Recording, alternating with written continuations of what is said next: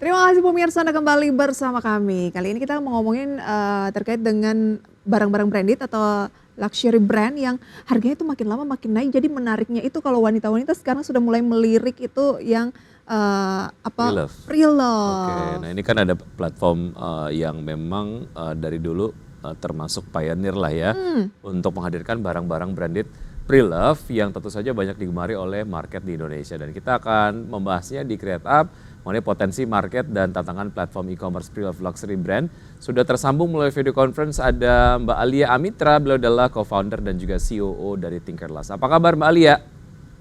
Apa kabar? Baik. Kabar How's, baik. how's everyone juga? Thank you Good, sudah thank join you. ya, ketemu lagi nih. Oke. Thank you Kayaknya udah invite aku. makin seger aja ya pagi-pagi. Harus dong. Mbak, ngomongin market pre-love luxury brand ini tuh kan makin banyak saat ini ya bermunculan karena potensinya yang juga semakin besar. Tapi sejauh ini perkembangan marketnya dari menurut Tinkerlust bagaimana sih? Sebenarnya nih market pre-love ini nih memang sebenarnya dari dulu ya udah ada, cuman memang pandemi itu yang membuat tuh jadi lebih besar lagi peminatnya gitu. Jadi mungkin kalau waktu pandemi itu banyak orang yang nggak bisa pergi kemana-mana kan ya untuk belanja gitu ke luar negeri, jadinya market ini makin gede. Tapi jadinya dengan adanya pandemi ini orang juga ngelihat potensial banyaknya barang-barang pre-love di Indonesia ini gitu loh. Jadi dari Indonesia tuh pemilik barang pre-love itu tuh barang luxury itu banyak banget, peminatnya juga banyak banget. Dan yang orang-orang yang tadinya mungkin tidak pernah belanja luxury itu melihat ternyata barang-barang pre-love di Indonesia ini tuh juga ragamnya banyak dan kualitasnya tuh sangat bagus sehingga potensinya tuh makin tinggi. Jadi kalau ngelihat sampai dari sekarang ya mungkin dari pertama kali Tinkerlust muncul kalau dibandingin sampai sekarang ini sih yang namanya kompetisi event ya atau event peminat dan juga supply barangnya itu makin meningkat menjauh banget ya. Oke, ini juga dari point of view marketnya potensial, dari point of view masyarakat yang menitipkan barang-barang pre-love-nya di platform juga lebih tinggi gitu ya, karena mungkin melihat barang-barang luxury brand ini memang dilihat sebagai sebuah barang untuk investasi lah ya, karena ujung-ujungnya bisa memberikan pemasukan gitu. Benar, Oke. karena kalau kita lihat mungkin beberapa tahun terakhir ini banyak sekali barang-barang branded yang naiknya itu jauh Iya, gila-gilaan ya. daripada investasi-investasi baik itu di stok atau maupun di apa ya di model-model investasi yang lain-lain gitu. Jadinya itu yang membuat orang juga menarik untuk memiliki barang pre-love dan menganggap itu sebagai investasi. Betul, daripada beli yang baru dengan harga yang semakin mahal, mungkin yang lama-lama koleksi lama sudah bosan di pre-love-in aja, beli Bener yang baru banget, lagi itu nanti. bener. Oke. Beberapa brand itu naiknya itu bisa sampai 300%. Jadi kalau dulunya udah punya lama, itu naiknya bisa 2-3 kali lipat gitu. Oke, Jadi berarti ini kalau fenomena yang sangat menarik. ya, barang-barang pre-love itu tidak jaminan harganya lebih murah dong ya. Bahkan ada yang bisa lebih mahal dibandingkan pada saat beli gitu. Iya banget. Oke. Couple of brands itu mungkin brand-brand tertentu ya yang memang harganya itu lagi naik atau memang menjadi apa ya minatnya tuh jadi tinggi banget. Itu barang itu jauh lebih mahal jatuhnya gitu loh. Makanya orang sekarang perempuan-perempuan melihat investasi itu beragam juga ya, apalagi kalau beli barang-barang branded itu kan bisa dipakai ya selama dijaga dengan baik bisa dipakai. Nah, tapi ketika dijual value-nya itu masih ada. Ya, dan masih menguntungkan juga karena kalaupun dijual Wiki di sama dengan harga beli waktu itu, tapi kan kalau baru beli barunya mungkin kenaikannya sudah 50% misalnya yang klasik-klasik. Benar. Jadi kalau dijual sekarang pun yang membeli masih untung membeli pre-love karena harganya jauh dari yang ada di Iya, outlet Pasaran. gitu ya. Oke. iya. Lantas tantangannya apa kalau gitu? Kayaknya tuh yang kita omongin dari tadi tuh yang indah-indahnya gitu ya. Tapi tentu namanya bisnis ada tantangan. Iya, tantangannya itu mungkin mencari supply yang bagus juga ya, gitu. Karena in order untuk mencari barang yang memang memiliki value yang bagus itu pun kita harus melihat atau mencari supply yang tepat juga gitu loh. Karena kalau mau dibilang orang barang-barang branded pasti naik harganya, enggak juga gitu loh. Jadi ada beberapa model, beberapa brand yang mungkin harganya itu tidak setinggi itu, tidak menjadi investasi lah gitu ya. Jadi kalau misalnya dijual harganya itu turun. Jadi untuk memahami pasaran gitu loh, barang apa saja, model apa saja yang memang bisa jadi investasi itu menjadi challenge juga gitu. Kedua juga mungkin untuk memberi wawasan ke masyarakat kalau membeli barang-barang pre-love itu tuh sebenarnya sangat jauh lebih menguntungkan daripada membeli barang baru gitu loh, karena perputaran barang-barang fashion itu tuh sangat cepat gitu loh. Dan jadi sekarang season ini keluar, nanti 2 bulan lagi udah ada barang baru lagi gitu. Jadi daripada membeli barang-barang brand new terus gitu loh, I think dengan ya memberi wawasan kalau barang pre-love dengan model yang masih cukup baru gitu loh, itu sebenarnya menguntungkan, sehingga mungkin uang yang disisihkan untuk membeli barang baru yang cukup mahal itu bisa dipakai untuk kebutuhan yang lain gitu. Itu jadi kalau kita di Tinkerlust tuh masih kita memberikan value-value seperti itu agar masyarakat mengerti gunanya memberi barang pre-love tuh apa sih? Oke, membeli barang pre-love ini adalah bagian dari sustainable lifestyle gitu ya. Karena Ya, benar sekali. dengan kemudian membeli barang baru terus, otomatis juga dari sisi industrinya juga produksi terus, ada emisi yang diproduksi dan lain sebagainya gitu. Benar banget. Baik, Jadi di Tinkerlust tuh memang sangat ini ya, untuk sustainability itu sangat kita tagline kita lah gitu ya, untuk kalau kita tuh menjadi apa ya, karena kontribusi barang-barang limbah gitu ya, fashion tuh paling tinggi gitu, sehingga Tinkerlust dengan platform kita ini bisa membantu mengurangi itu. Oke, semakin baik kita akan lanjutkan usai jeda berikut ini. Mbak Alia dan pemirsa tetap bersama kami akan segera kembali. Ya, kami masih berbincang dengan Mbak Alia Amitra, co-founder dan juga CEO dari Tinkerlust.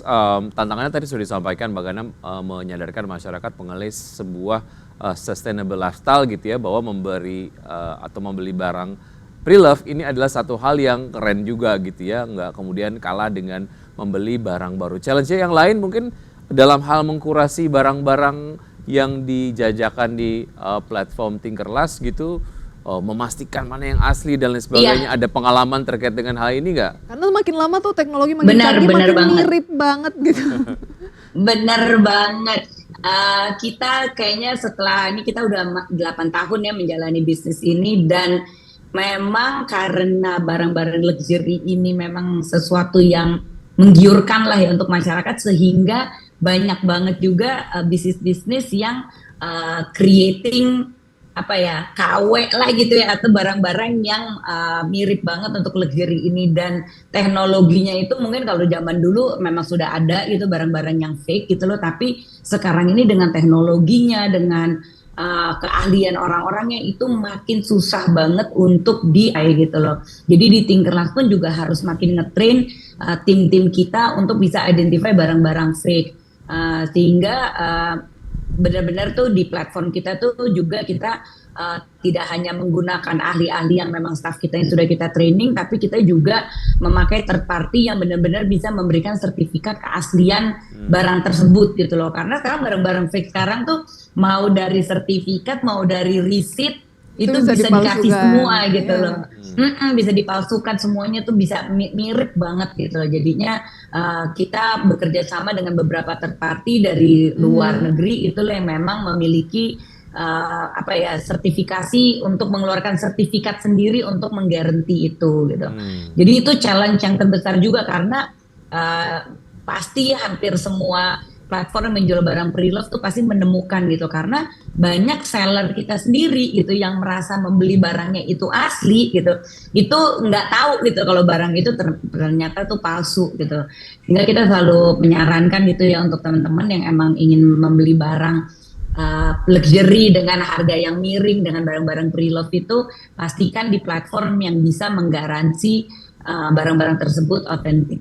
Ya, yang paling ngeselin adalah ketika mungkin membeli barang yang kita pikir asli, nggak ketahuan kalau itu palsu karena harganya mirip atau harganya malah sama gitu ya. Iya, benar. Karena kita mikirnya yang palsu itu pasti lebih murah, tapi ternyata ini harganya exactly the same. Enggak loh. Itu yang akhirnya membuat kita berpikir bahwa itu asli, ternyata enggak.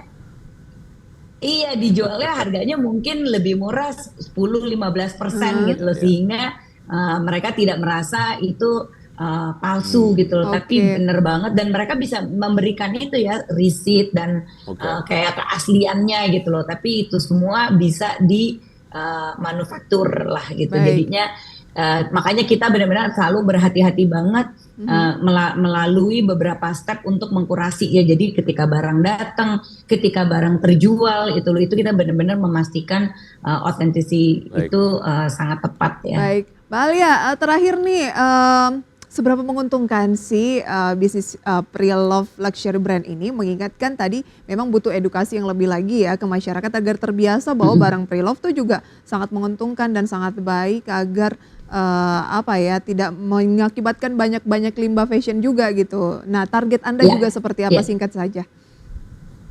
Oke, target kita of course kalau sekarang ini perempuan ya, mostly perempuan karena kita menjual pakaian, sepatu, fashionnya tuh semua untuk perempuan. Tapi potensi bisnisnya itu growing terus setiap tahunnya gitu loh, karena I think masyarakat juga sudah tidak malu-malu lagi untuk memberi barang pre-love, sudah mengerti value barang-barang pre-love dan juga tahu channel untuk menjual barang-barang yang sudah tidak mereka pakai lagi. Mungkin di zaman dulu Tinkerlust baru muncul, orang tuh tidak tahu gitu mesti diapakan barang-barang yang sudah tidak dipakai lagi. Jadi potensi bisnisnya tuh makin besar dan apalagi barang-barang tuh makin namanya luxury tuh makin banyak nama brandnya. Macamnya juga makin banyak dan harga Permintaan juga makin makin naik tinggi gitu ya? loh, sehingga iya permintaan Baik. juga makin tinggi. Jadi we see this is still growing. Oke, sukses selalu untuk Tinkerlust, Mbak Alia dan juga tim ya. Thank you Mas Vicky, Ya. Mbak Next time Prisa. kalau cari-cari yang ini buka-buka Tinkerlust. Oke, thank you Mbak Boleh Alia. dong, Bye-bye. Sampai terima jumpa. kasih.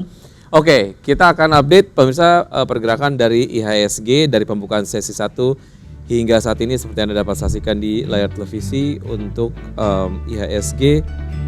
Terpantau melemah 0,24% atau 16 poin di 6.883 dengan nilai tukar rupiah terhadap dolar Amerika Serikat di 16.284. Pelemahan juga makin dalam 0,65% terhadap dolar Amerika Serikat. Oke, tahap gainer sejauh ini ada BATR, Bola, PTRO, VKTR, Elite, GHON, Hero, Buah, Awan, dan juga Unilever. Tahap khusus ada PG, BULL, kemudian juga Suri, ada Suri, Pegas 1, SMGA, TKIM, Nice, BRMS, dan BRIS. Oke, BATR Benteng Api yang baru saja IPO pemirsa melambung 20%. Itu dia review singkat pembukaan perdagangan hingga pukul 9:29 waktu Indonesia Barat pemirsa, dan juga menutup perjumpaan kita dalam Power Breakfast kali ini karena sudah 90 menit kami menemani Anda.